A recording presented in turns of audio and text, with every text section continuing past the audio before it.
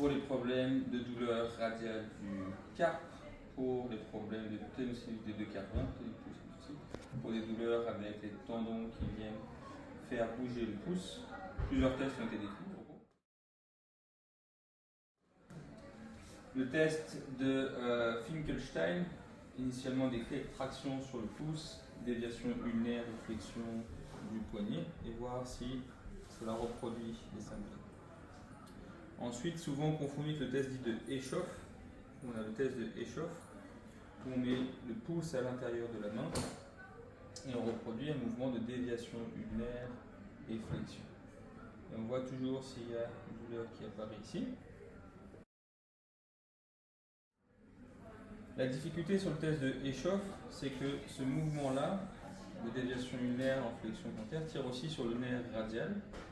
Et si on a un doute entre les tendons et le nerf radial, ce qu'on peut venir faire, c'est de prolonger avec une pronation déjà, c'est Wattenberg qui propose ça, ou sinon de faire tout l'ULNT3, de venir faire extension du coude, on maintient la déviation ulnaire et on vient après faire l'abduction en gardant l'extension. Si les symptômes sont pires là que là, on a tendance à considérer que c'est le nerf radial qui donne les symptômes et pas juste les tendons de la tabatière.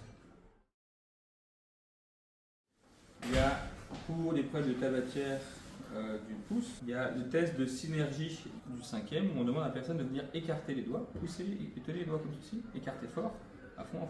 Et plus on va demander d'écarter fort, plus la personne va lever son pouce, relâcher. Encore une fois, pousser fort, voilà. Il y a une synergie qui apparaît et on va contracter ici. Et certains ont proposé que c'est plus un test pour les tendinopathies de Descartes. Et après, vous avez un autre test qui est décrit qui est le Watt test, donc l'hyperflexion du poignet. Et on demande à la personne d'écarter le pouce. Allez-y, écarter le pouce dans cette position d'hyperflexion. Et on voit si ça peut redonner des symptômes. Au besoin, on demande, allez-y, pousser sur le doigt, on résiste pour avoir une contraction max. Ça pour les problèmes de tendinopathie de Descartes.